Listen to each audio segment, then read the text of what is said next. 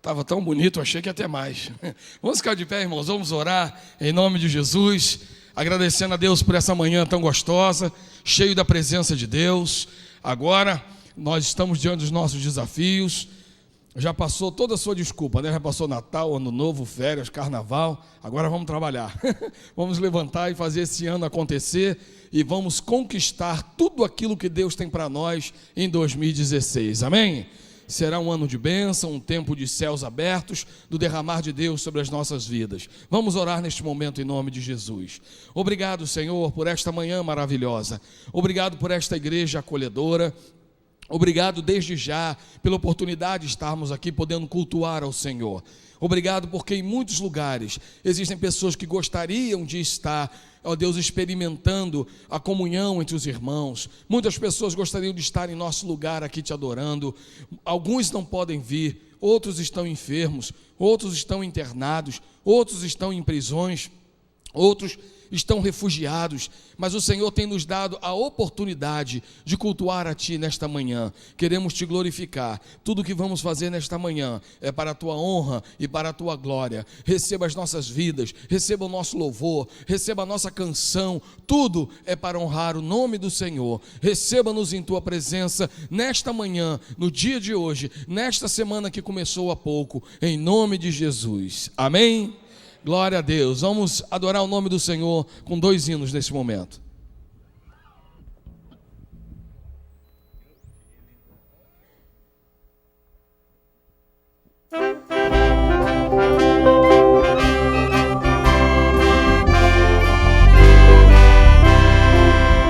Já refúgio a glória eterna de Jesus, o Rei dos Reis. Velhos reinos deste mundo seguirão as suas leis. Os sinais da sua vida mais se mostram cada vez. Vencendo, vem Jesus. Glória, glória, aleluia. Glória, glória, aleluia. Glória, glória, aleluia. Vencendo, vem Jesus. O clarim que chama os crentes, a batalha já soou. Cristo à frente do seu povo, multidão já conquistou. Inimigo em retirada, seu furor patenteou. Vencendo, vem Jesus. Glória, glória, aleluia. Glória, glória, aleluia. Glória, glória, aleluia. Vencendo, vem Jesus. Eis que em glória repulente sobre as nuvens descerá, e as nações, os reis da terra com poder governará. E em paz e santidade toda a terra regerá. Vencendo, vem Jesus. Glória, glória, aleluia. Glória, glória, aleluia. Glória, glória, aleluia. Vencendo, vem Jesus. E por fim entronizado as nações há de julgar. Todos grandes e pequenos os juízes hão de encarar. Os remidos triunfantes em fulgor hão de cantar. Vencido tem Jesus.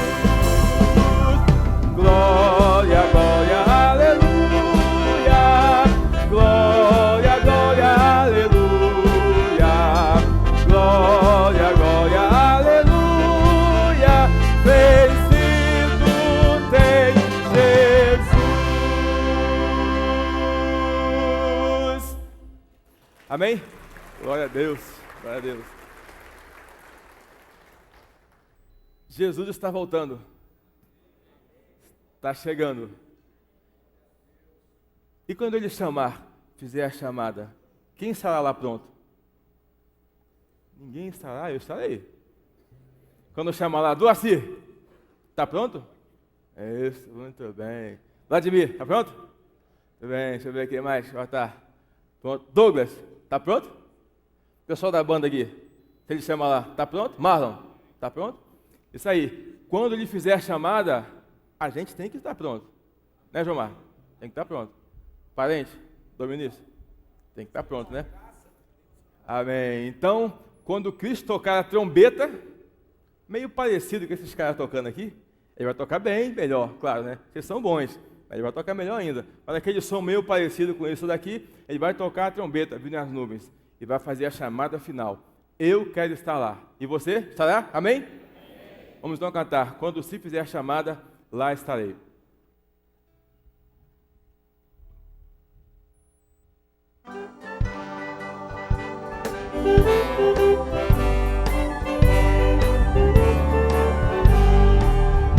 Quando Cristo sua trombeta lá do céu mandar tocar, quando o dia muito glorioso lá romper, e os remidos desta terra meu Jesus se incorporar, e fizer-se então chamada, lá estarei.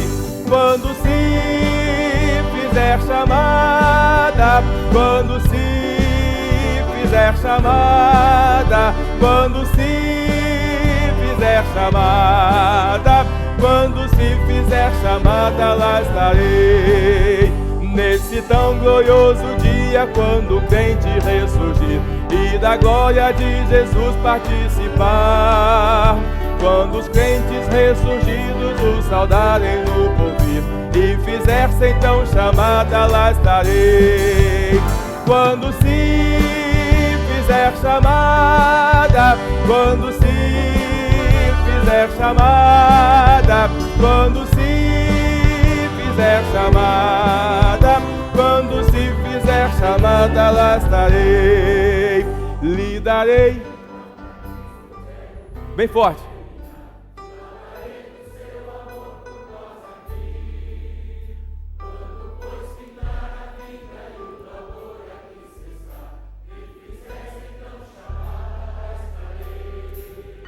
quando se fizer chamada, quando se fizer chamada, quando se fizer chamada, quando se fizer chamada, lá estarei. Amém? Glória a Deus. Pode sentar, irmãos.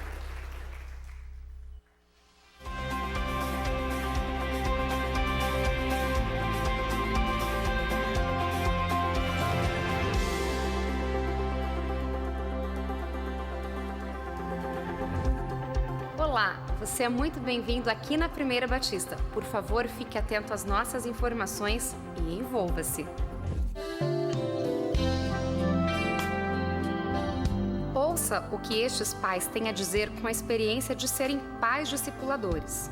Cláudia Napp: gostaria de compartilhar que estávamos viajando e meu filho de 7 anos levou na sua mochilinha o seu livro de devocional. Mesmo cansado, vi a importância que ele dá ao Senhor. Ele lia para nós e depois orávamos todos juntos. Eu também levei meu pão diário e os filhos observavam muito se nós também fazíamos. Renan é muito responsável e temente ao Senhor. Fico muito feliz com isso, mas também sei que preciso buscar mais. Meus filhos precisam ver Jesus na minha vida e muitas vezes sou muito falha. Ele já tem o hábito de ler sozinho. No início do ano, ele começou todos os dias lendo e orando, sem eu ter que falar ou lembrar.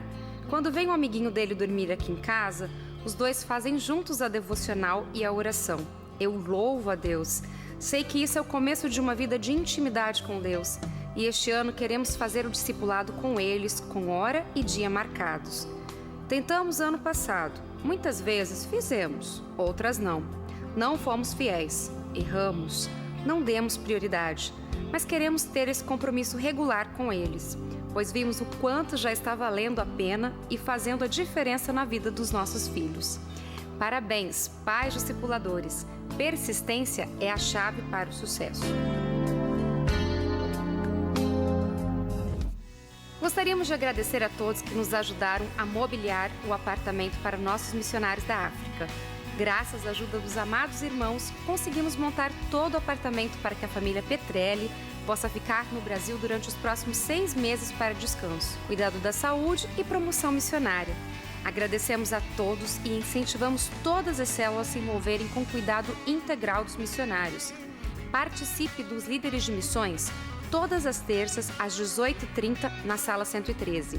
Não fique de fora do que Deus está fazendo aqui e no mundo. A maioridade civil é 18 anos, mas para Deus são responsáveis por seus atos todos aqueles que têm consciência de pecado, ou seja, do que é certo e errado. Dessa forma, uma criança já pode compreender o que significa sacrifício de Jesus e o que representa para a sua vida. Se ele compreender que somente Jesus é capaz de pagar os pecados, purificar e salvar, e então entregar sua vida a ele, estará apto ao batismo. A Bíblia diz que todo aquele que crê deve ser batizado, e isso vale para todos. Então, cumprindo a ordem de Cristo, o Mini convida meninos e meninas de 8 a 13 anos a participarem do curso de preparação para batismo. Para participar, é preciso ter essa experiência com Deus e um dos pais acompanhá-los durante todo o período. O curso iniciará dia 6 de março, um domingo, às 8h30 da manhã. Faça a inscrição para a entrevista com a tia Tati aos domingos, no 2º andar. Existem muitos momentos surpreendentes, especiais, únicos, mas nada se compara ao nascimento de uma criança. Não podia ser diferente, pois é uma pessoa que nasce e inicia seu percurso neste mundo. O nascimento de uma criança é reconhecido como um milagre, dada sua grandiosidade, e isso não poderia passar sem a devida comemoração. O culto acontecerá no dia 25 de fevereiro, 19h30, aqui no templo. As férias escolares estão acabando e a rotina começa a voltar. O Mini esperou as férias passarem para retomar algumas atividades. Uma delas é o ensaio das coreografias. Cremos que o culto é uma expressão humana e que leva em conta as experiências culturais. Por isso, a dança faz parte das nossas diversas formas de adorar e louvar a Deus. Os ensaios vão retornar nesta quarta, dia 17, às 19h30, e a recepção de todos será no 2º andar, para depois serem encaminhados às salas. Não deixe seu filho de fora e traga-o com roupa confortável. Muitas vezes pensamos que somente os adultos têm condições de ensinar, liderar e evangelizar, e que as crianças ou pré-adolescentes apenas exercem essas atividades para se divertirem. O Mini não acredita nisso. Existem várias células em nossa igreja, nas quais os líderes são pré-adolescentes e eles exercem com qualidade e com responsabilidade. Esses líderes pré-adolescentes precisam de capacitação para melhorarem sua liderança. Por isso, o Mini iniciará a escola do Mini Discípulo nesta terça, dia 16 às 19h30 durante o Tadel. A primeira turma será do curso Fundamentos e destina-se a líderes e líderes em treinamento de células de pré-adolescentes. Se você quer que seu filho seja bem-sucedido na liderança de célula e que agrade o coração de Deus, incentive-o a participar.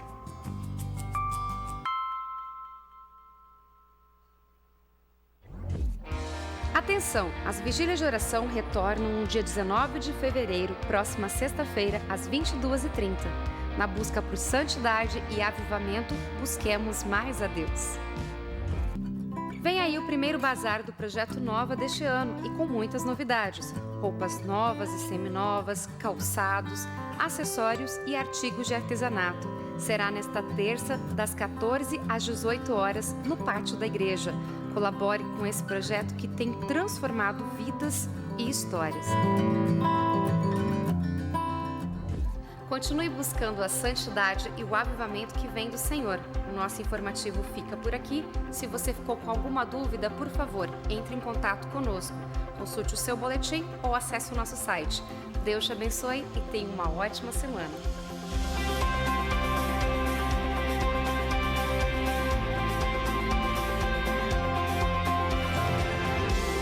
Graça e paz, irmãos. Bom dia a todos. Bom estarmos juntos aqui mais uma vez. E a gente vai compartilhar com vocês o que a gente vai aprender lá em cima. Uma história muito bonita e muito triste também. Quando Deus falou para Abraão para ele sair da sua terra e da sua parentela, até a gente ouve um pouco na brincadeira, mas pode ser sério. Deus falou para ele sair do meio dos seus pais, né? E dos seus parentes. Só que ele levou um sobrinho junto. E eu já ouvi assim estudos bíblicos, sermões falando que a gente deve obedecer a Deus à risca. E às vezes, pequenas adaptações que a gente faz no que Deus fala para a gente fazer, a gente paga caro depois. E Abraão fez isso, levou o sobrinho dele junto. E depois de um certo tempo, eles estavam longe, e esse sobrinho também prosperou e tinha os seus empregados. E os empregados desse sobrinho chamado Ló brigavam com os empregados do seu tio Abraão. Esse poço foi eu que furei? Não, fomos nós que furamos. Não, fomos nós que furamos. E ficava aquela coisa. E isso aconteceu tantas vezes que, resumindo bem a conversa, né, eles tiveram que se separar. E aí, Abraão é um homem muito lindo da gente estudar a vida dele, porque ele tinha características, ele errou várias vezes, mas ele também tinha características muito bonitas. E ele era um homem que ele cria em Deus e ele tinha coragem de perder, né, em favor do outro. E ele chegou para o seu sobrinho e falou: olha, nós vamos ter que nos separar porque os nossos empregados estão brigando, a convivência está muito difícil. Olha essa planície, escolhe o lado que você quer. Se você quiser ficar com a direita, eu fico com a esquerda. Se você quiser a esquerda, eu fico com a direita. E hoje eu, relendo, porque cada vez que você lê a Bíblia, você está num outro momento, a sociedade está num outro momento, é tudo outro e fica diferente. E eu fiquei pensando, com tantos advogados que nós temos e os direitos, as brigas pelos direitos hoje, como é que seria essa discussão no dia de hoje, né? Uma empresa que tivesse que se dividir.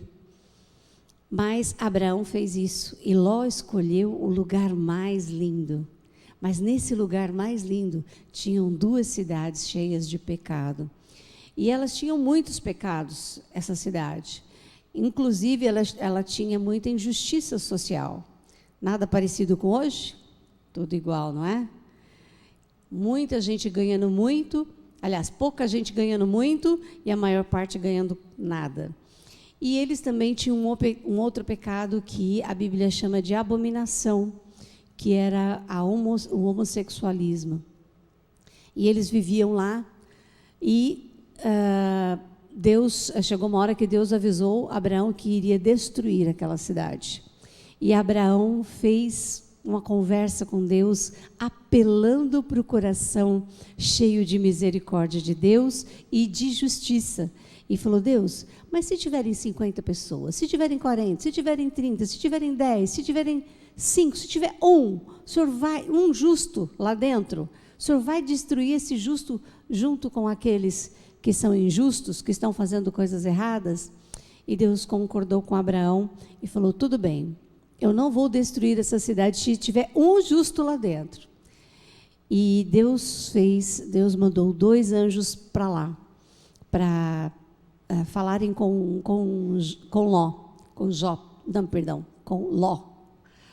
Ló. E aí, esses 2 anjos tiraram Ló e a sua família. Mas, na realidade, quando Deus livrou toda a família, Ele livrou por amor de Ló. Não porque todos eles fossem justos, fossem homens tementes ou pessoas tementes a Deus. Na realidade, o único que tinha temor a Deus lá um pouco era Ló. Porque mesmo a sua mãe e as suas irmãs não eram pessoas corretas. A sua mãe, a sua esposa, aliás, né?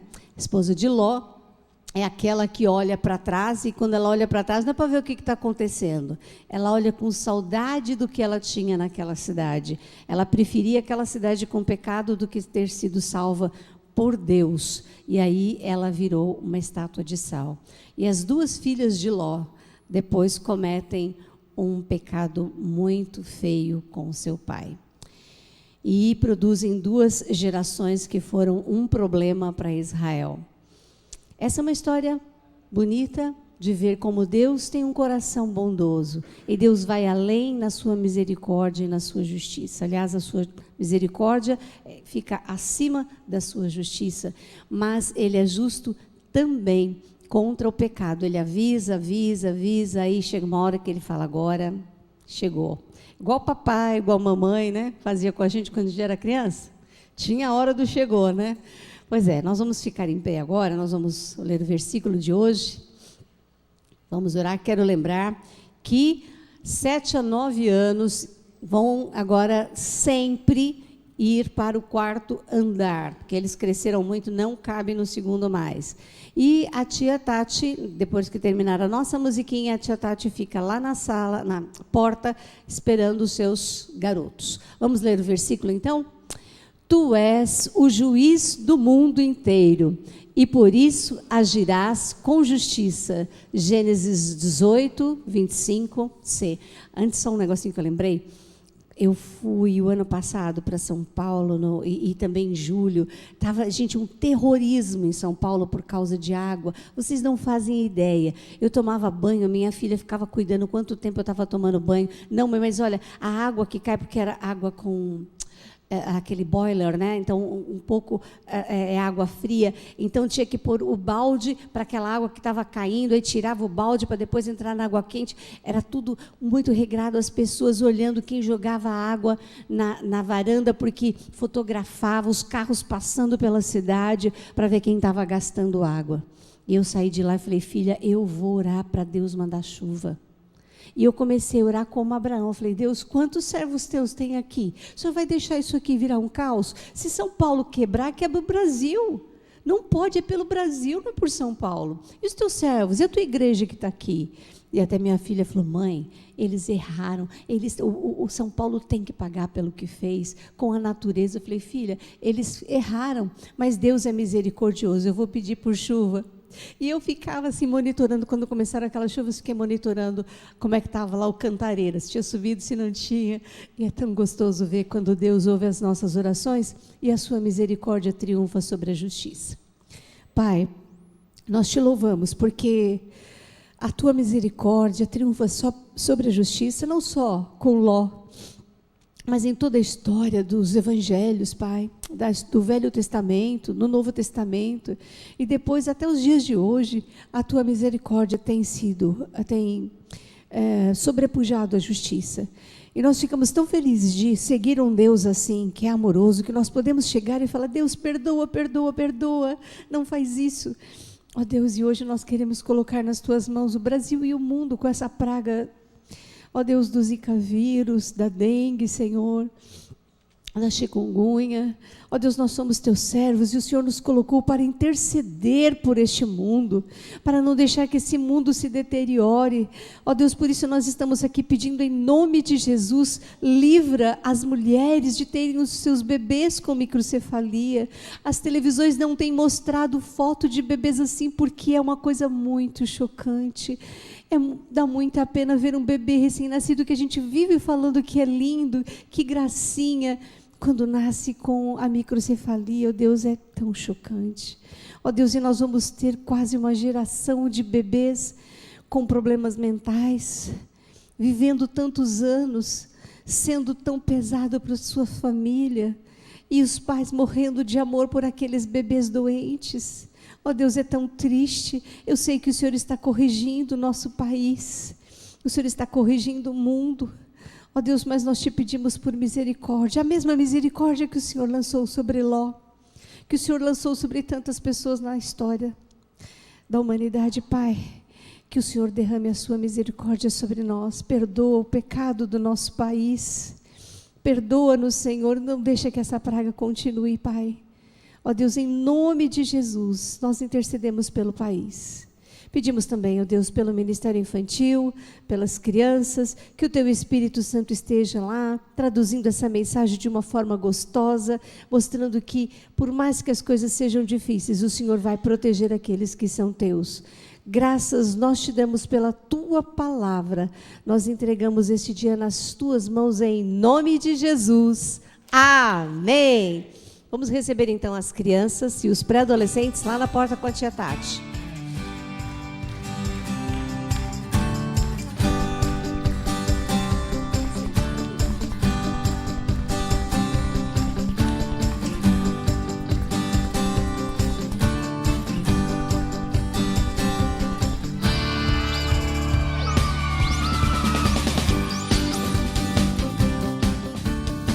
Glórias a Deus, vamos aplaudir ao Senhor por essas crianças.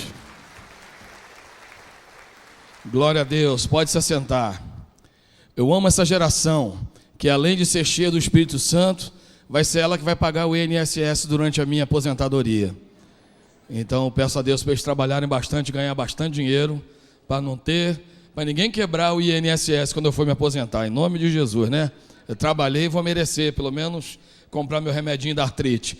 Então, irmãos, que delícia estarmos aqui mais uma vez, né, na presença do Senhor, nos alegrando. Eu gostaria de lembrar, conforme já passou aqui no VT, na próxima sexta-feira, voltaremos à nossa vigília. Lembrando que a nossa vigília começa às 10h30, termina 00:30.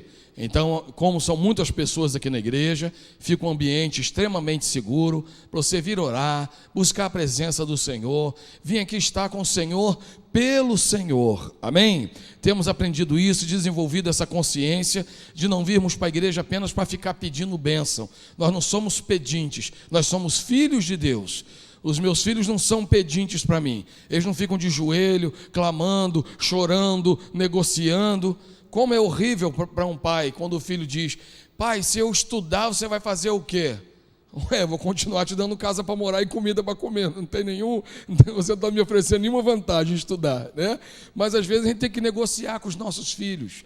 E eu fico imaginando que às vezes esse é o nosso comportamento com Deus. Quando Deus não dá aquilo que a gente não quer, e tem crente que gosta de dar carteirada em Deus. Mas, Senhor, eu estou lá na tua casa todo dia. Irmãos, nós não estamos aqui para conquistar bênção. Estamos aqui para estar diante do Senhor de quem Ele é. Estamos aqui para honrar o nome do Senhor. E só em estar vivos, satisfeitos e saudáveis, já é uma grande honra. Porque grande parte da população não vive como a gente vive. Então nós temos que aprender a vir para a igreja, seja no culto, numa vigília, numa oração, por causa do Senhor. E se o Senhor encontrar em nós a graça, que o Senhor derrame sobre nós o seu favor, mas nós estamos aqui por causa do Senhor. Irmãos, eu não estou aqui por causa do inferno. É claro que o inferno deve ser terrível, mas não é o inferno que me leva para a presença de Deus, é aquilo que o Senhor é que me leva para a presença dEle. Mesmo se não existisse inferno, eu ia escolher servir ao Senhor, e eu quero gastar meus dias servindo ao Senhor. Eu fico impressionado com o ateu. Se eu fosse ateu, eu vivia enfiado dentro da igreja, mesmo não acreditando, sabe, irmãos?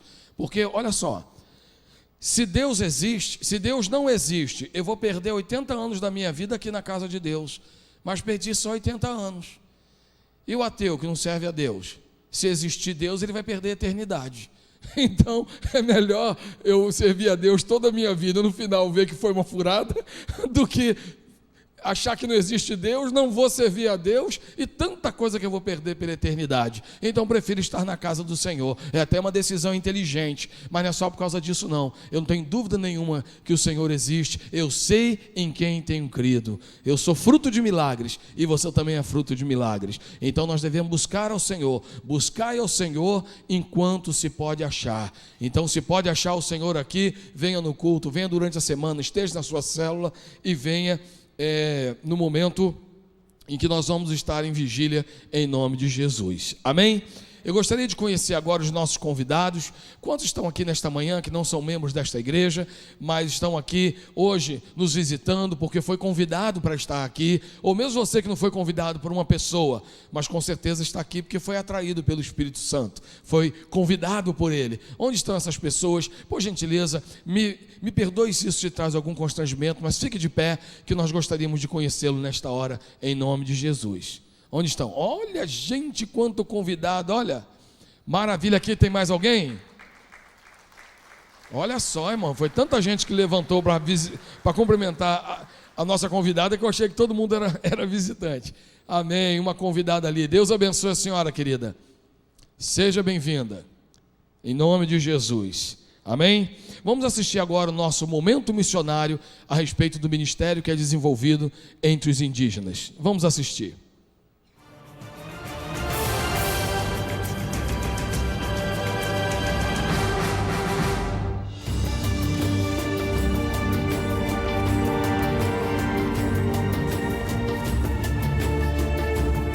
Eu sou Jussanilde, sou índia Pancararu, casada com o Márcio, missionário da Missão Novas Tribos do Brasil. Minha família, ela foi a primeira família alcançada pelos missionários da Missão Novas Tribos do Brasil, há mais de 30 anos atrás. Olá, meu nome é Márcio, sou de Campo Grande, Mato Grosso do Sul, e em 2001 o Senhor Jesus alcançou meu coração e desde quando eu entendi o que Cristo fez por mim na cruz do Calvário, eu decidi também entregar na obra para poder alcançar os povos indígenas. A tribo Pancararu é uma tribo indígena do Nordeste. Ela foi alcançada assim pelos missionários católicos no século 17. Então, os índios foram catequizados e por isso hoje os Pancararus e outras tribos do Nordeste, eles não possuem a língua nativa. É um desafio muito grande para você levar o evangelho para um povo que tem uma cultura forte e que eles não querem abrir mão daquilo. Então, o nosso convite para trabalhar ali com o povo Pancararu foi Deus mostrando que ele tinha uma necessidade de estar discipulando, né, a igreja indígena ali. E nós pudemos trabalhar há 3 anos, animando os irmãos, discipulando, ajudando eles crescer, amadurecer na palavra do Senhor. Hoje no Pancararu existe uma igreja com mais de 40 membros. E louvamos a Deus pela vida desses irmãos que estão lá à frente, que hoje é os próprios indígenas que estão à frente do trabalho. E logo após que saímos de lá, eu saí para fazer um treinamento da Missão Novas Tribos do Brasil para podermos ingressar em outra aldeia. Em agosto de 2014, nós entramos no CTMS, Centro de Treinamento Missionário Shekinah, em Goiás. E nesse treinamento, Deus nos deu ferramentas para continuar o trabalho transcultural, porque antes eu só conhecia a cultura da minha tribo. E com essas ferramentas eu posso levar o evangelho a outra tribo sem precisar estar tendo choques por conta das culturas. Agora nós estamos recebendo outro desafio, né, para trabalhar com o povo Tuxá, pois o Tuxá é uma igreja que está começando agora e nós queremos somar forças ali, o povo ali possa conhecer mais a palavra do Senhor, né? Sabemos que o Senhor está na frente e vai fazer a obra dele e nós queremos só ser usado pelo Senhor para que o povo Tuxá conheça a palavra do Senhor e venha reconhecer Jesus como Senhor e Salvador de suas vidas. Que os irmãos estejam orando junto conosco pela nossa entrada na tribo Tuxá, por sabedoria na transmissão do Evangelho. Chegando ali em Rodelas, na Bahia, nós precisamos alugar uma casa, né? Então sei que Deus já está na frente e também pedimos sabedoria nos relacionamentos, né? Pois estamos entrando em outra cultura, né? Precisamos saber como lidar com tudo isso e poder de uma forma clara poder explicar a palavra de Deus para eles, né? Para o povo Tuxá. Queremos agradecer à nossa amada igreja pelo apoio que tem nos dado, pelo incentivo, né, encorajamento. Agradecemos também às células, são muitos e que têm nos ajudado, têm nos apoiado em oração, mandado recadinhos, e-mails, cartas. Então agradecemos muito, sabemos que esse é um incentivo a mais no nosso ministério, sabendo que é vocês que estão nos dando força. Quando estamos tristes, vocês dão ânimo para nós, então nos dá um renovo. E nós somos uma equipe, né? Cada um dos irmãos também faz parte do nosso trabalho. Então, muito obrigado. Continue firme, continue olhando para Jesus.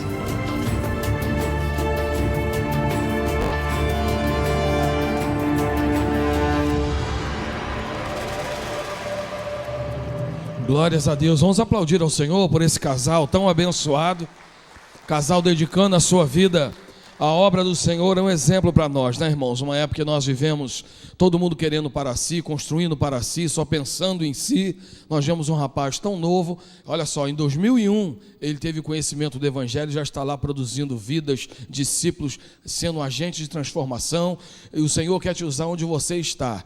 E se você não tem esse chamado para sair, você pode estar fazendo a sua oferta, você pode estar investindo naquilo que é prioridade para Deus. É isso que nós vamos fazer nesse momento, trazer ao Senhor os nossos dízimos, as nossas ofertas, a nossa oferta missionária de fé. O seu dinheiro pode tornar-se um missionário. Você pode não ter condições de ir, mas o seu dinheiro tem condições de ir e ser um instrumento de Deus para abençoar, para aperfeiçoar a vida das pessoas, em nome do Senhor Jesus. Amém? Vamos trazer nesse momento então os nossos dízimos e nossas ofertas enquanto cantamos mais um hino em adoração a Deus.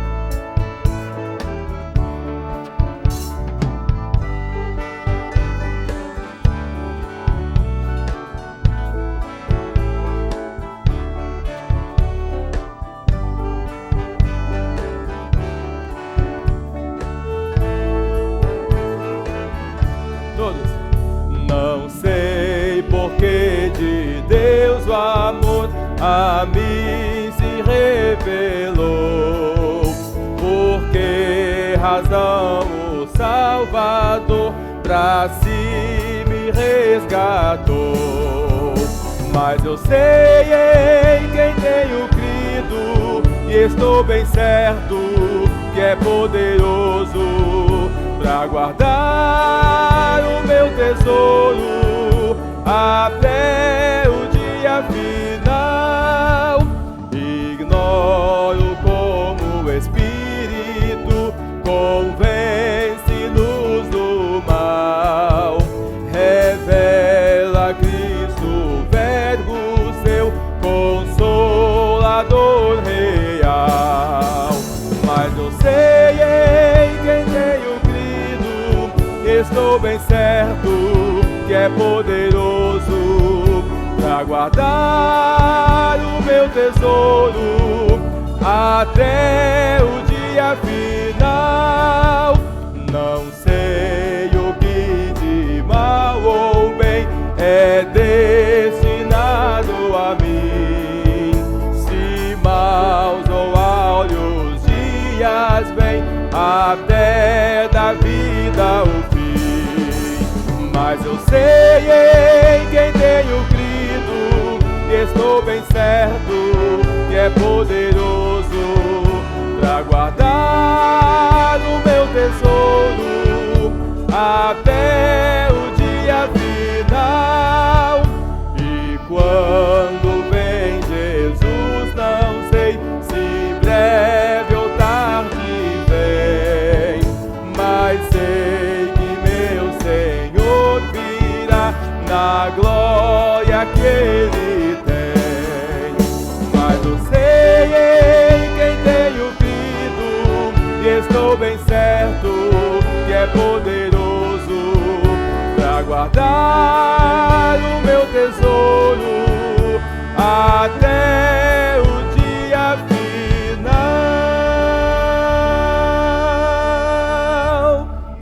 Bem, podem sentar, irmãos.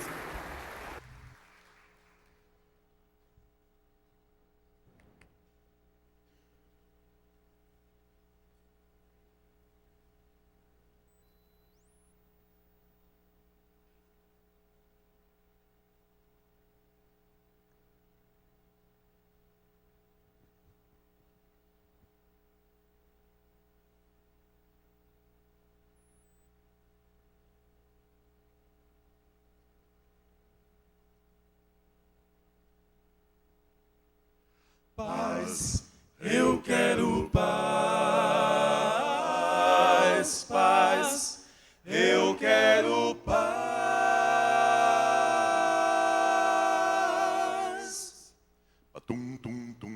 Sei que todo mundo aqui no mundo tudo agora pede paz. Paz, eu quero paz. A incerteza, fome, guerra, crise, desespero e muito mais. Paz, eu quero paz.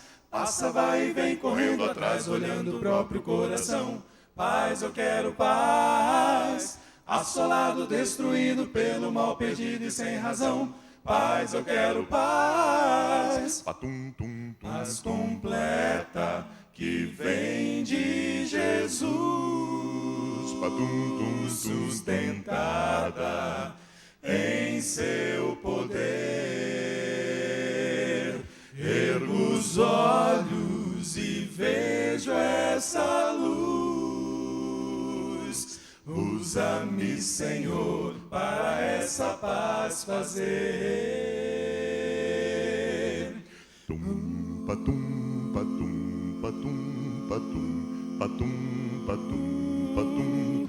O amor é o poder maior, com ele a paz você vai ter. Faça acontecer. Busque em Jesus que é a fonte, tenha isso em seu viver. Faça acontecer. Paz perfeita dentro de você, no mundo inteiro, em todo ser. Faça acontecer. Só Jesus a paz irá trazer, mas é você quem vai fazer. Faça acontecer. Paz completa que vem de Jesus, sustentada em seu poder. Ergo os olhos e vejo essa luz. Usa-me, Senhor, para essa paz fazer. Usa-me, Senhor, para essa paz.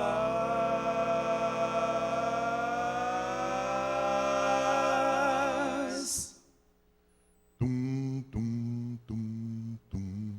Paz, eu quero paz. Paz, eu quero paz.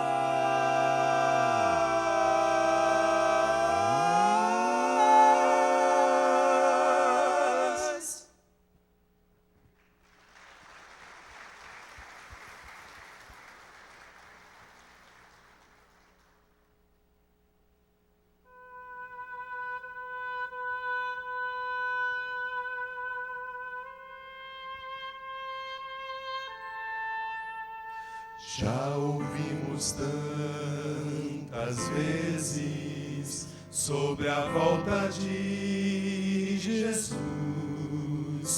Nosso coração anseia ver o brilho de sua luz, mas os dias vão passando, meses e anos vêm e vão, e Jesus não aparece.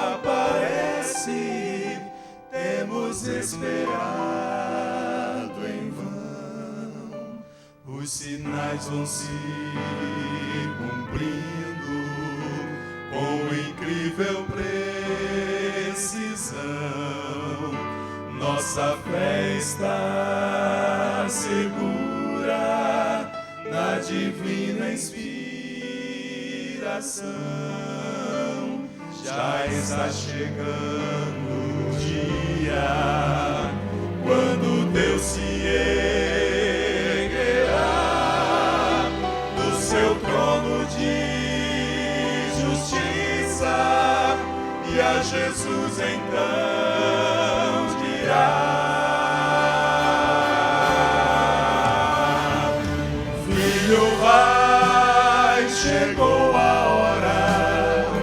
Filho, vai, sem mais demora. Vai buscar os meus amados e traz de volta aqueles por quem você morreu. Filho, vai, agora basta. Está provado, o mal não presta. Chega de esperar,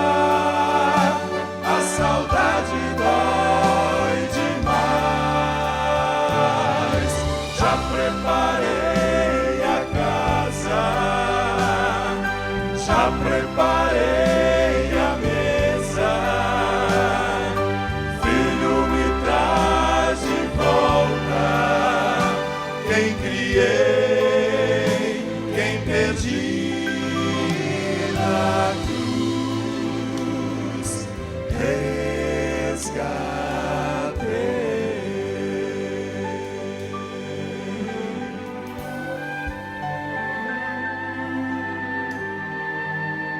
Se você já foi tentado a descrer ou desistir, isso é obra do engano pra fazer você cair. Já está chegando o dia quando Deus se erguerá do seu trono de justiça, e a Jesus então dirá: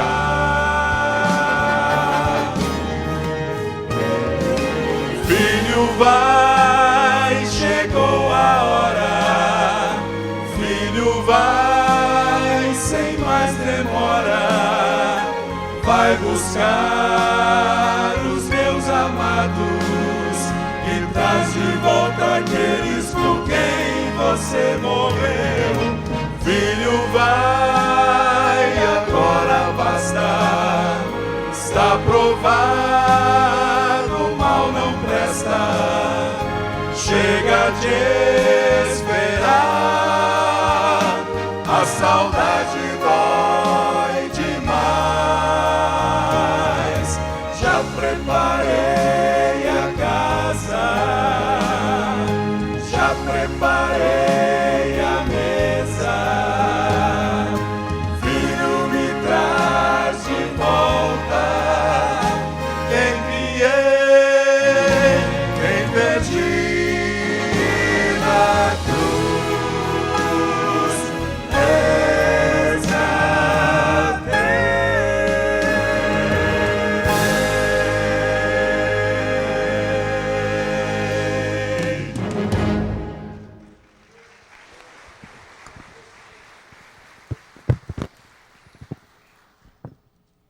Glória a Deus.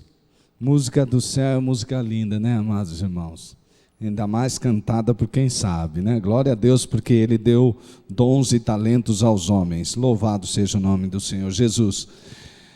Graça e paz do Senhor Jesus. Quero ouvir aí um glória a Deus, um amém, um assim seja. Amados, nós estamos aqui nesta manhã e é tão bom estar na presença do Senhor. A presença do Senhor, ela é linda, ela é maravilhosa, ela transforma a gente, ela muda o nosso coração, e o poder de Deus faz com que a gente mude de atitudes, e é maravilhoso viver na presença de Deus, é maravilhoso poder estar aqui, e, por exemplo, agora poder abrir a palavra, e nós vamos estudar a palavra, um estudo que já foi feito aqui, num dos cultos das 17 às 19, de uns domingos, que se passaram. Se você já ouviu, você vai ter a oportunidade de refletir ainda mais. Romanos capítulo 8. Romanos capítulo 8.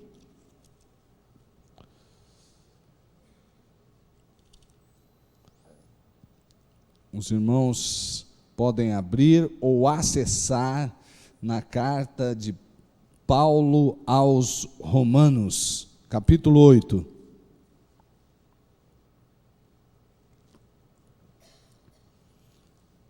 Muito bem.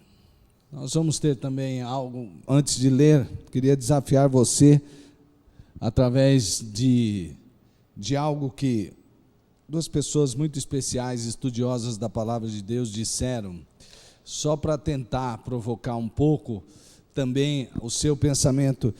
Este homem é um homem que escreveu coisas muito importantes para a teologia, e um homem estudioso dedicado a Deus. Os irmãos devem conhecer algumas das suas obras, talvez pelo cinema, Foi ele quem escreveu as Crônicas de Nárnia. Foi ele quem escreveu um livro que eu indico para que os irmãos leiam, principalmente neste momento onde há muita contestação da pós-modernidade com relação ao cristianismo. E não é uma contestação aberta, é uma contestação velada. Pela primeira vez, disse C.S. Lewis, examinei a mim mesmo com um propósito seriamente prático e ali encontrei o que me assustou. Ele está avaliando a si mesmo. Veja só que ele é um homem dedicado a Deus e uma porção de coisas. Olha o que ele achou dentro de si: um bestiário de luxúrias, um hospício de ambições, um canteiro de medos, um harém de ódios mimados. Eu queria que você não pensasse nessa mensagem como uma ofensa a você vai perceber claramente que não é, nem que pensasse que essa mensagem é para outra pessoa, porque não há nada em você que possa ter a ver com esta palavra. Mas isso é um desafio a você fazer como C.S. Lewis, você honestamente e sinceramente, sem querer causar mais males, porque a gente já tem uma porção de coisas que lutam dentro de nós, querendo trazer condenação, e aquele peso de culpa faz com que as pessoas vivam doenças miseráveis, e esse não é o propósito da palavra de Deus. Contudo, entretanto, é importante que a gente perceba que nós não somos curados por negar os nossos males. Ao contrário, nós somos curados e tratados por Deus quando nós olhamos com sinceridade para nós mesmos. E a gente diz, não, Deus, e permite, Deus, trata-me nesta área, porque eu preciso ser tratado exatamente aqui. Sem esperar sair depois falar ou pensar que alguma mensagem, agora está jogando carapuça, e aí você não vai ser tratado. Tente olhar para si mesmo e com sinceridade tratar de si mesmo. Você não precisa nem comentar isso com ninguém, não é necessário. Mas faça isso como este homem, eu tenho certeza, fez. Também nós temos aqui um outro homem, Charles Spurgeon. Existem muitas coisas de Spurgeon até na própria internet.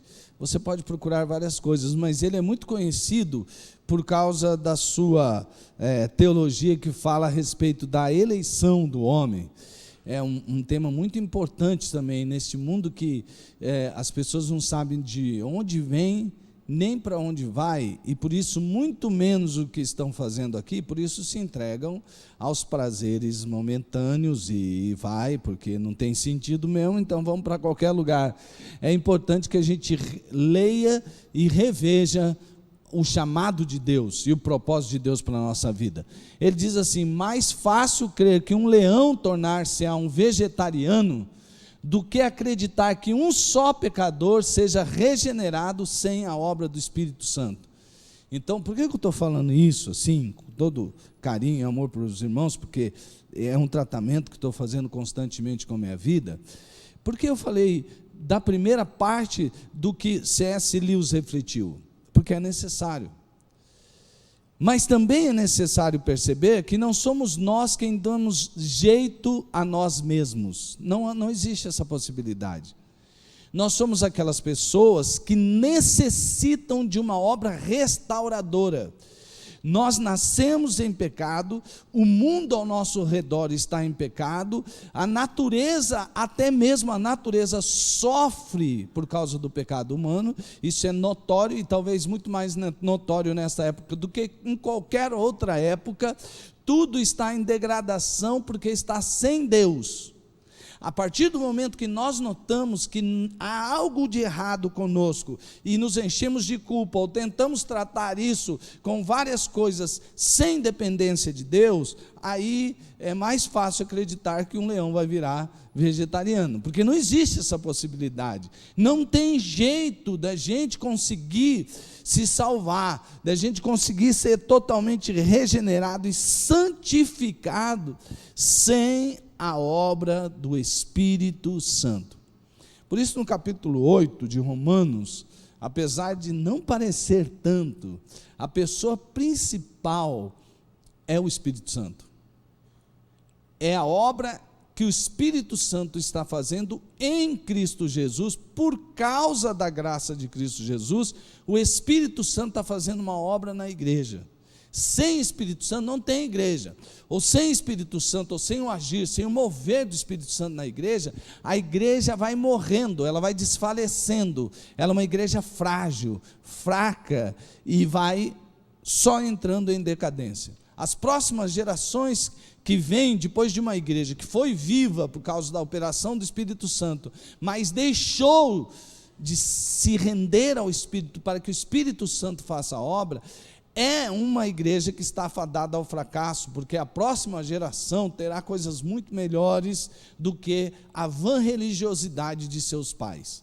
Infelizmente, é assim que acontece. É por isso que muitas das gerações que vêm a seguir não veem referência em ninguém, falam, por que eu vou seguir isso aí? Isso é uma coisa morta, e desistem. Por isso nós necessitamos da obra do Espírito Santo. Amados, baseado nisso, creia. O texto de hoje tem tudo a ver com você, com a sua esposa, com o seu esposo, com o seu filho, com a sua filha. Tem tudo a ver com os seus familiares, sejam eles mais perto ou distantes.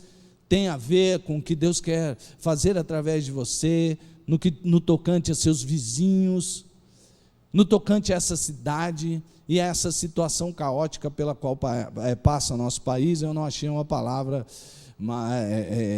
que talvez ainda fosse pior do que o caos, mas é mais ou menos isso aí, o que está acontecendo conosco. E só uma obra do Espírito de Deus, que é santo, pode santificar tudo que está em nós e ao nosso redor. Então vamos lá, você pode ver aqui, que a vida em Cristo, ela é gerada pelo Espírito. Vida em Cristo que eu estou falando não é só o momento em que você foi salvo, porque todos que cremos em Jesus, fomos justificados pelo sangue de Jesus. Eu queria ver aqui, quantos justificados pelo sangue de Jesus nós temos aqui hoje? Levante sua mão, vamos ver. Amém, glória a Deus. Então eu estou falando com pessoas que têm o Espírito Santo e que podem entender a palavra sob a iluminação do Espírito Santo, porque nós estamos ainda sendo gerados em Cristo Jesus pelo Espírito Santo. Veja só, nós vamos aprender isso hoje, que nós somos legalmente absolvidos, ou seja, não foi feito nenhuma falcatrua para a gente ser absolvido, porque às vezes quando se fala de graça, algumas pessoas entendem mal, é como se Deus fizesse uma falcatrua. Bom, eles mereciam ir para o inferno, mas Deus deu um jeitinho lá e eles vão para o céu. Não. Existe uma lei, essa lei foi cumprida e por isso você está legalmente absolvido daquilo que pesava contra você, que é a condenação do seu pecado. Nós somos poderosamente libertados, ou seja, o texto aqui vai mostrar que nós tínhamos um Senhor, do qual nós éramos escravos, e ele chama, primeiramente, esse Senhor, do qual nós éramos escravos, lá nos capítulos anteriores, de pecado, e mostra que é por causa da lei que isso se demonstra ainda mais claramente. O homem não consegue viver uma vida santa naturalmente, ele é escravo do pecado. Paulo mostra muito isso com a própria luta dele. O bem que eu quero fazer não faço, mas o mal que não quero, esse está constantemente diante de mim. E se você conversa isso, a maior parte das pessoas dizem, é verdade. A gente até quer fazer o bem às vezes, mas não há força dentro de nós. Então existe um domínio, e esse Senhor é o pecado. Mas nós fomos poderosamente libertados do pecado. E aí nós somos capacitados para cumprir a lei. Termina com esse ponto, porque Paulo começa explicando alguma coisa sobre a impossibilidade humana de cumprir a lei. E nós vamos descobrir como Deus nos abençoou para que isso acontecesse assim. Então, vamos à primeira parte, legalmente absolvidos. Meus irmãos, olha que beleza desse texto. Eu queria que você bebesse esse texto, que ele entrasse dentro de você e trouxesse paz para a sua alma. Você não está mais condenado. Você foi absolvido no tribunal de Deus. e você foi legalmente absolvido. Vamos ver como isso aconteceu? Está escrito ali, portanto, agora nenhuma condenação há para os que estão em Cristo Jesus, que não andam segundo a carne, mas segundo o Espírito. Deus, enviando o seu Filho em semelhança da carne do pecado, pelo pecado, condenou o pecado na carne.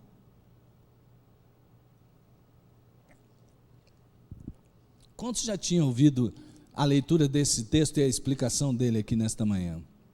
Algumas pessoas, então vocês vão ajudar também, né? Então veja só, no capítulo anterior, porque tem a palavra portanto, né? Então tem uma explicação. Você está com a Bíblia aí? Então vai no capítulo anterior, e você vai perceber que Paulo está tratando, nos versículos 1 a 3, a respeito da figura do casamento. Então vou passar rápido nessa, para a gente não perder muito tempo aqui. Ele está falando sobre a figura de um casamento. E eu vou, para explicar isso, ele diz que nós estávamos casados com a lei, nós, a humanidade. Então existe um marido, que é a lei, e uma esposa, que é, aqui nesse texto, como povo de Deus. Acho que fica melhor assim. Então a noiva fica sendo o povo escolhido de Deus. Muito bem. Foi feita uma aliança entre essas duas, que é como uma aliança de casamento.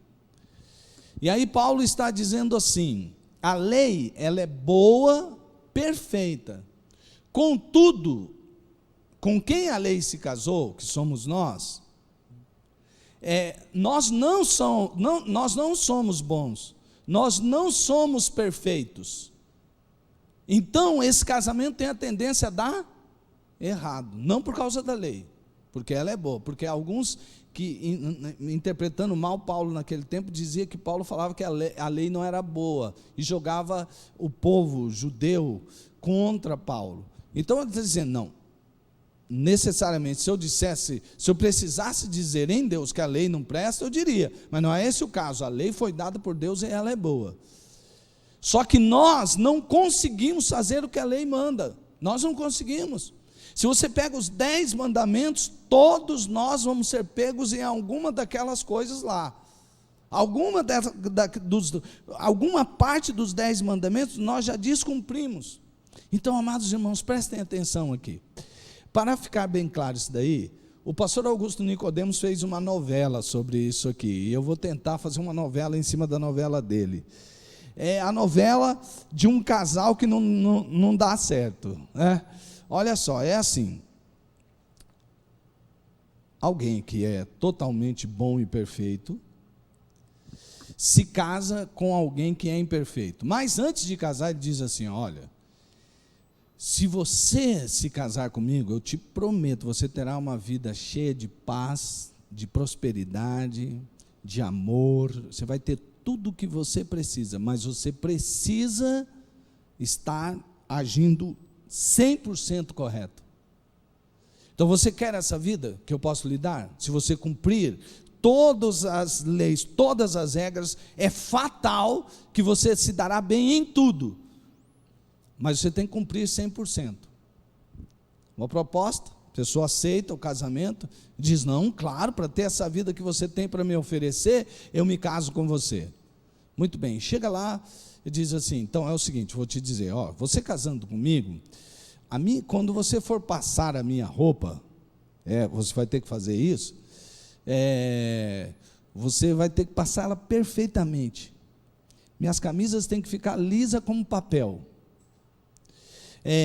Quando você for fazer a comida, ela tem que ser perfeita, tem que ser no ponto que eu quero, não pode passar, não pode estar nem para lá, nem para cá, tem que ser exatamente. A casa tem que ficar totalmente arrumada, você não pode ter uma coisa fora do lugar que eu quero. Os meus livros, eles são meticulosamente guardados em ordem, e eu preciso, quando olhar neles, ir direto e saber que eles estão ali. Aí já engole seco, né? Mas em nome daquela vida, ela diz, sim, eu caso. E aí, quando ela chega a primeira semana, por causa da inexperiência, a pessoa vai lá e queima o arroz. E aí a pessoa chega em casa, aquele cheiro de arroz queimado, e diz assim: escuta, o que eu disse para você? Que a gente se casaria, mas você não poderia errar. E você queimou o arroz. Aí a mulher fala: é verdade. Falou assim: não, eu não estou sendo pesado demais. Não constava na nossa aliança de casamento que você não poderia errar. Diz: não, é verdade. Falou assim: e você errou. Muito bem. Passa, chega outro dia, ele vai pegar uma camisa para sair, ele tem uma reunião importante, e vai lá e a camisa toda marcada. Ele chega e fala assim: escuta, e essa camisa, existem marcas nela? Sim. O que é que eu falei para você? Quando a gente se casasse, você tinha que passar a minha roupa para ela ficar lisinha como o quê? Um papel. Está amassada a roupa? Assim, não. Ela olha e fala: está amassada. Foi esse o nosso combinado? Não. Quem está errado, eu ou você? Sou eu. Tá, ok. Chega no outro dia, ele vai procurar, e assim sucessivamente. Vai procurar o livro está fora do lugar e tal. E aí a mulher começa a dizer assim: olha, eu acho que não deu certo. Só que uma das cláusulas da aliança é que não se pode separar. Não se pode separar. Não se pode separar de jeito nenhum. Não, eu estou focando nessa aliança que Paulo está falando desse casamento, viu, irmãos? Esses dias eu preguei, alguém veio perguntar sobre casamento, isso aqui é só uma ilustração, tá bom? Aí ele falou assim: não se pode separar. Não se pode, não é permitido, não tem outro jeito. A pessoa pode cometer tudo que for, mas não pode separar. Com uma única exceção: se um dos dois morrerem. Se um dos dois morrerem, o outro fica livre da aliança. A mulher, então, tem uma ideia, né? Quem sabe por um veneninho, essa parte da novela é o que estou inventando, né? Mas, quem sabe por um veneninho, devagarinho, esse marido chato vai indo embora, né? Muito bem. Lá no capítulo 7, nos versos 1 a 3, Paulo está dizendo assim: assim era o nosso casamento com a lei. Para você voltar a Deus pela lei, você tem que cumpri-la toda. Se não cumpri-la toda, você não pode voltar a Deus. Ele está fazendo uma relação que Deus nos quer de volta para Ele, mas há um problema conosco, que é o pecado.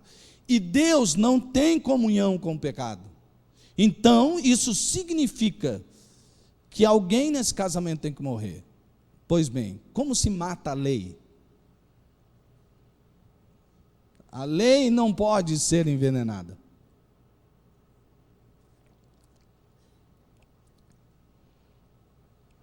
Aí então, Paulo fala assim: Deus vendo essa situação, perceba o amor de Deus por nós. Perceba o amor de Deus por nós. Deus vendo essa situação, Ele diz: alguém tem que morrer.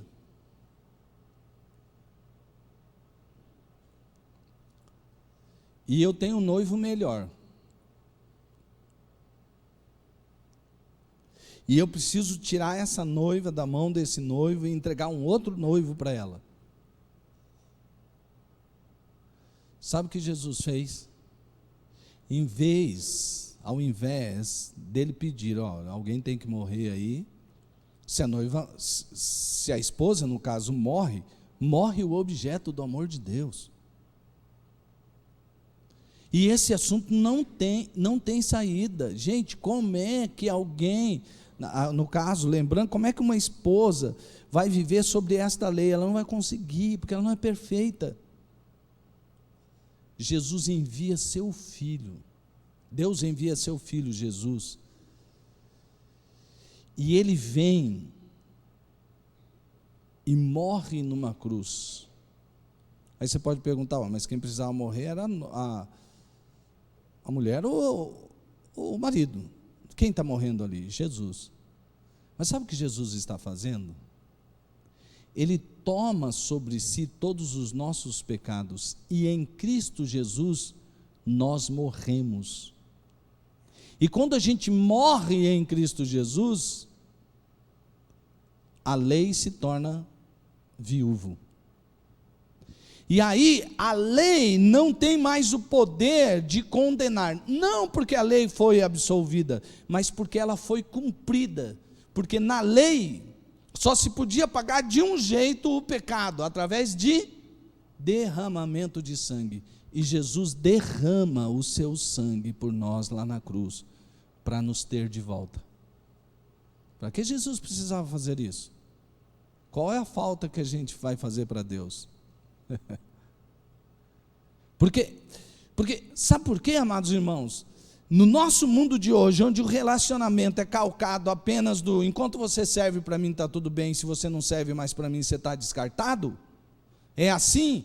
No relacionamento de Deus conosco não é assim. Nós somos totalmente descartáveis. A humanidade recebeu todas as chances de reconciliação através de fazer o bem, e nós sempre fizemos o mal. Nós éramos descartáveis pelo juízo de Deus. Eu prefiro usar a palavra juízo, é a palavra juízo. Pelo juízo de Deus, todos nós estamos condenados a viver longe de Deus. Isso é o inferno. Viver longe de Deus é o inferno. Amados, não se engane, o inferno ele não é só doloroso, porque a gente imagina como um fogo, isso é uma ilustração. Não é pegar um fogo, vou ver como que é o inferno, acende um lança-chama lá, alguma coisa, e fica pondo fogo na sua mão.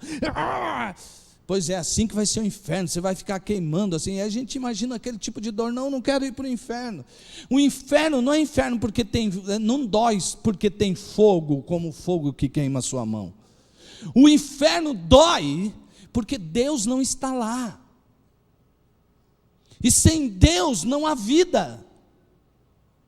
O inferno é, em última análise, a ausência total de Deus em quem foi para lá. E ao mesmo tempo, quando Deus ele coloca alguém lá no jardim do Éden para que o homem não coma da árvore da vida, ele não faz isso porque, está vendo? Deus agora não quer que o homem viva para sempre. Seria a maior desgraça para nós se pudéssemos comer a árvore da vida e vivermos eternamente sem Deus. Isso é o inferno, e Deus nos livrou do inferno desde lá do jardim do Éden. Mas, contudo, agora, Paulo começa com esse portanto, porque ele está dizendo, Deus teve misericórdia de nós todos. Nós estávamos condenados, mas Jesus pagou o preço do nosso pecado através do derramamento de sangue, e hoje nós somos verdadeiramente livres da condenação, por causa do sangue de Jesus, que nos purifica de todo o pecado. Por isso, eu vou chegar lá diante de Deus nos céus e dizer assim: olha Deus, olha aqui, fui todo domingo à rua 13 de maio, 2647, e lá eu prestei um culto. Olha aqui, Deus, eu fui moralmente correto dentro do meu casamento, com os meus filhos, eu fui um exemplo, eu fui um modelo. Ninguém vai ao céu pelas obras da bondade, da moral, de qualquer lei que seja estabelecida. Nós agora podemos voltar para a presença do Pai, porque Jesus Cristo derramou o seu sangue por nós, e assim nele nós morremos, fomos livres da lei, que só apontava os nossos erros. A lei, já disse um exegeta, a lei, ela nos falou ande, e não nos deu pernas. O Espírito nos disse voe, e nos deu asas. É nessa circunstância que Paulo está falando aqui. Amados irmãos, ficou bem claro para todos aqui que nós somos legalmente absolvidos, que você é filho de Deus por causa do sangue de Jesus que libertou você do pecado, amém? Glória a Deus, você é muito especial para Deus, Deus te ama tanto, Deus te ama muito, e Ele faria de tudo, faria isso e faria muito mais para que você estivesse com Ele, porque condenado era viver longe de Deus, e agora você foi legalmente absolvido, porque Jesus cumpriu com toda a lei para trazer você de volta para Deus. 2, nós somos poderosamente libertados. E nós vamos ver agora no texto, queria que você prestasse bastante atenção, que agora Paulo mostra assim, existia uma lei, agora existe outra, porque nós morremos para aquela. Então agora, olha o que ele diz, porque a lei do Espírito de vida, a vida que é algo muito importante, ou seja, alguém gerou uma vida em você, depois nós vamos explicar isso. Porque a lei do Espírito de vida em Cristo Jesus me livrou da lei do pecado e da morte. Espera aí, a lei é a lei do pecado e da morte? Quer dizer que os 10 mandamentos não estou entendendo. Então agora a gente vai procurar entender. Paulo está falando que não haveria pecado, e aí depois você pode estudar e ler mais o texto, mas só para ser mais rápido. Paulo está dizendo assim, eu não saberia que eu sou um pecador se a lei não dissesse não cobiçarás. Aí a gente fica pensando, por que Paulo citou deve ser um problema dele, né? Ele tinha muito problema com a cobiça, e aí então ele falou assim, bom, eu não saberia que era um pecador se a lei não tivesse dito não cobiçarás. Não, muito bem. O problema é que Paulo está dizendo, se você diz não cobiçarás, todos os relacionamentos foram perdidos, porque o homem se colocou no centro de todas as coisas. E se o homem está no centro, o desejo dele deve ser satisfeito. Então Paulo diz assim, eu noto que toda a humanidade está doente, e se houvesse este mandamento, pronto. Por que uma pessoa deixa de uma coisa para ter a outra? Porque ele cobiçou, deixou de se agradar daquilo que ele tinha, isso em qualquer coisa, e cobiçou a outra coisa que ele não tinha. É o homem no centro de todas as coisas. Os meus desejos têm de ser satisfeitos. Então Paulo falou assim, então, quando a lei fala não cobiçarás, ela me expõe. Então, essa lei, que era para trazer vida, e ela é vida, essa lei, ela me anunciou que eu estava morto, que eu era um escravo. Por isso que ele diz, porque a lei da vida me livrou da lei do pecado e da morte. Amados irmãos, aqui vai uma parte, presta bastante atenção nisso, porque isso é muito importante.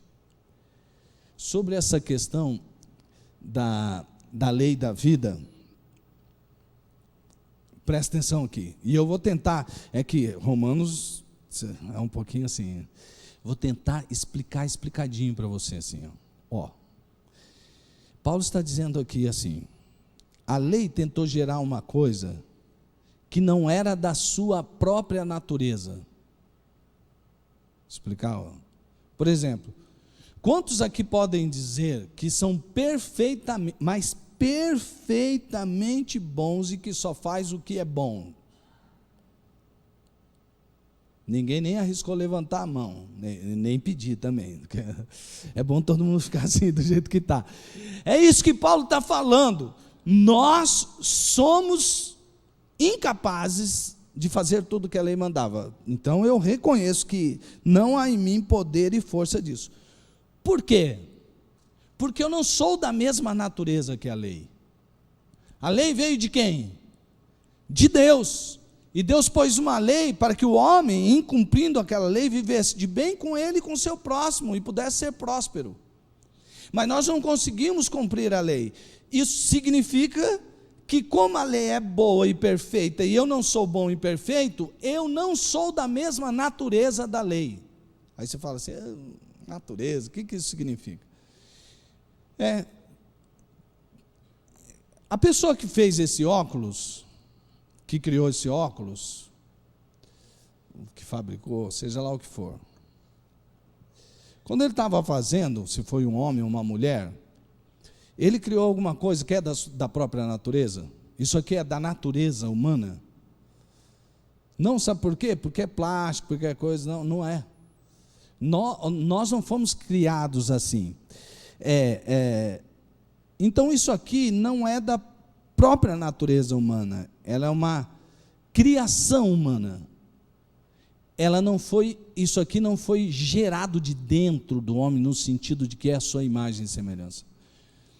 Por exemplo, quando eu casei com a princesa Tânia Mara, nós geramos filhos.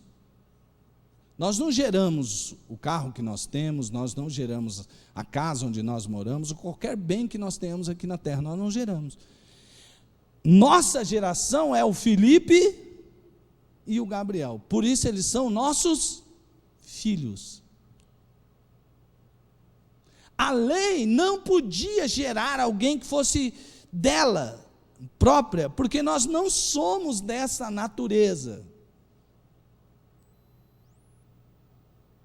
Deus criou-nos a sua imagem e semelhança, porque nós somos da natureza de Deus. Aliás, o que mais saiu de dentro de Deus foi o homem. O que Deus fez quando pôs vida no homem? O que ele fez? Ele fez assim, ó. E tem algo lá dentro dele que precisa sair. Então ele criou algo que é da sua natureza. Quando o homem peca, ele perde essa capacidade de se comunicar com o seu Criador. Então o homem mau deixa de ter aquela natureza de santidade de Deus, porque ele conheceu a diferença entre o bem e o mal, o pecado. Então ele fala, então Deus é claro conosco. Aí o que aconteceu? É maravilhoso. Gente, é preciso que a gente entenda isso, para a gente saber que nós não pertencemos a este mundo. Deus olha para nós, baseado já naquilo que Ele faz. Então o que Deus fez conosco? Quem é o unigênito Filho de Deus? Quem é o unigênito Filho de Deus? Diga para mim. Jesus. O que significa unigênito? Não precisa nem ser lá muito professor de matemática para saber isso, né, gente? É assim, único, gênito, gerado a partir dele. Bom, qual é o único gerado mesmo de Deus? Quem é? Jesus. Ele é da mesma natureza, igualzinho. Muito bem, amados irmãos. Muito bem. Deus não quer escravos do pecado. Deus quer homens livres daquilo que o escravizava. Muito bem. Aonde está a nossa liberdade, então? Se não somos filhos. Aí é que Paulo está falando. Lembra que eu falei que vocês morreram em Cristo? Mas vocês não permaneceram mortos.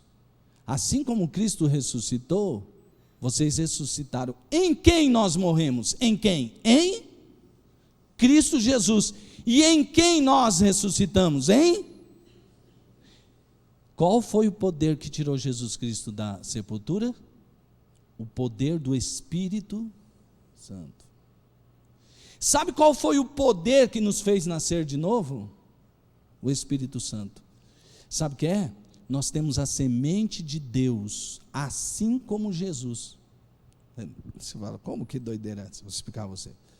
Jesus nasceu de Maria, sim ou não? Sim, mas quem colocou a semente para que Jesus nascesse de Maria? José? Não, porque todos nós nascemos de um sêmen, não é? Alguém tem uma relação sexual, duas pessoas têm relação sexual, e o homem carrega em si uma semente, que encontra com um óvulo, é assim mais ou menos, né? Não sou nenhum cientista para explicar tão bem isso, mas é mais ou menos por aí. Paulo está dizendo assim, pois é, Jesus nasceu de um sêmen humano? Ele foi gerado por quem dentro de Maria? Isso é lindo demais, gente. Deus é lindo demais. Sabe o que Deus está falando? Nesse ponto, Jesus, que é o unigênito de Deus, transformou-se no primogênito, no primeiro de muitos, porque o meu espírito, diz Deus, continua gerando filhos. E você é filho de Deus, gerado pelo Espírito Santo, para viver uma vida nova. Para viver uma vida nova. Ei, você dizer assim, eu não consigo, eu não posso, eu até que... Não existe isso para você. Ei, não existe isso para você. Sabe por quê? Você não pode nada mesmo sem Deus. Todos nós somos fracos diante de Deus. Mas em Cristo Jesus nós podemos algumas coisas. Então esqueça o passado me marcou tanto, eu tenho traumas, eu tenho coisas. Jesus veio para te libertar de todas essas coisas, e algo novo pode acontecer a partir de agora, se você entender que é no poder do Espírito Santo que você foi livre de tudo aquilo que te derrotava. Você não é mais escravo de pecado nenhum. Você não é escravo da mentira, você não é escravo da sexualidade pervertida, você não é escravo de uma dependência por causa de um complexo de inferioridade, você não é escravo daquele abuso que você sofreu, que faz com que você não tenha uma vida plena. Você agora é livre em Cristo Jesus para viver uma vida em abundância. É isso que Paulo está falando. Então vamos vivê-la.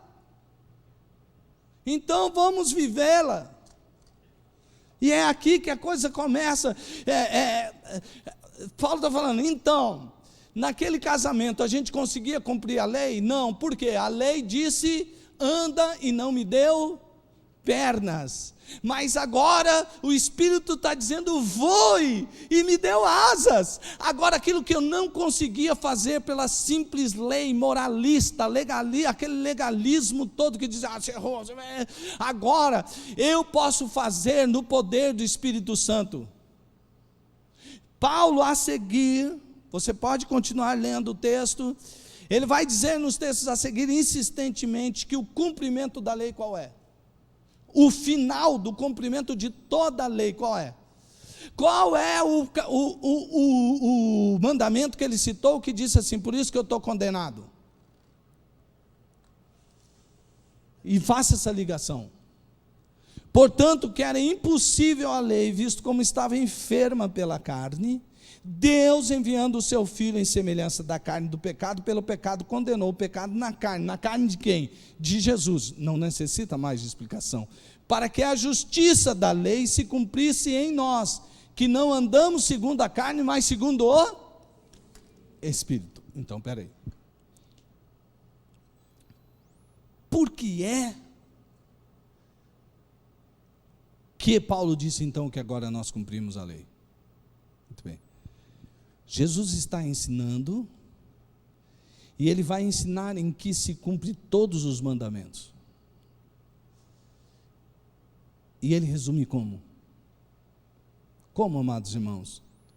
O resumo de toda a lei qual é? Amar a Deus acima de todas as coisas, com todas as suas forças, resumindo. E ao próximo como a si mesmo. E aí ele vai, Jesus disse que o novo, que ele dá um mandamento, e João fala como um novo mandamento, né? Um novo mandamento vos dou, que vos ameis uns, assim como... Sabe o que Paulo está dizendo? Pronto, a lei se cumpriu, você tem poder no Espírito Santo para amar a Deus assim, e para amar os outros como Jesus nos amou. Cheios do Espírito Santo é possível. E os morávios, você já deve ter ouvido falar do avivamento dos morávios, um grande avivamento aconteceu numa terra em que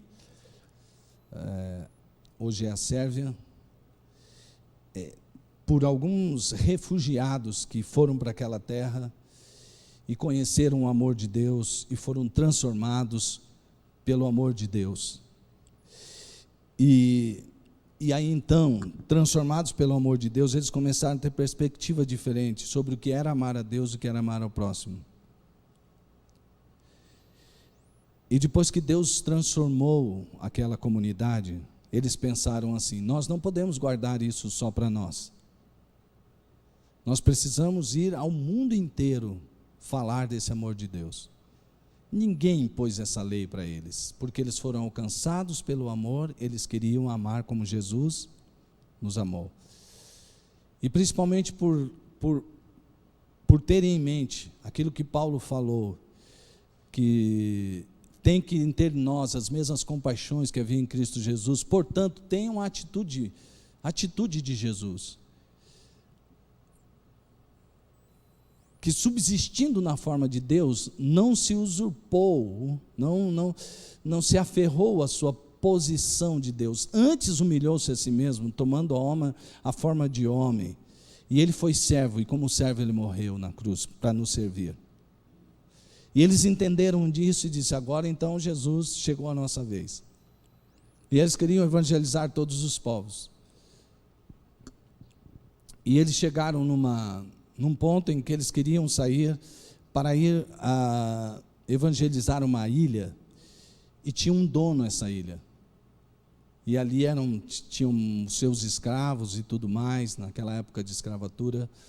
E eles foram pedir àquele senhor que queriam evangelizar aqueles homens e aquelas mulheres daquela ilha.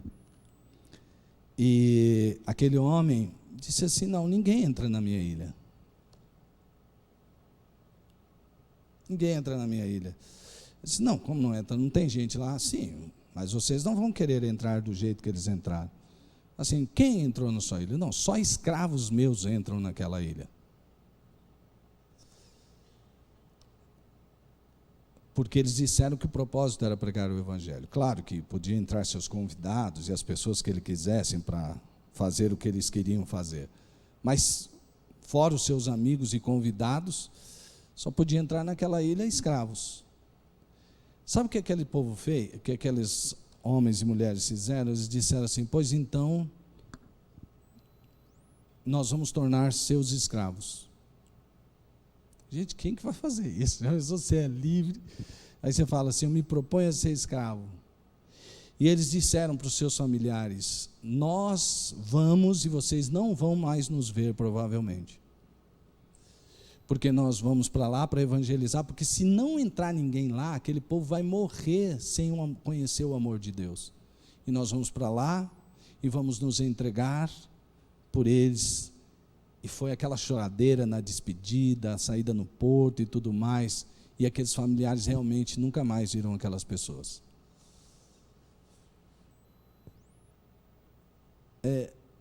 Aquela ilha só conheceu o amor de Deus porque houve sacrifício de amor. É por isso que Paulo diz assim: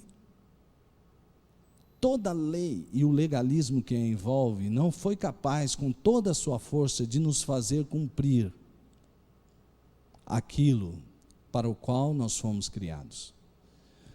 Mas Deus, através do sacrifício de Jesus, nos tendo gerado no Espírito Santo, hoje nos capacita para amar desse jeito.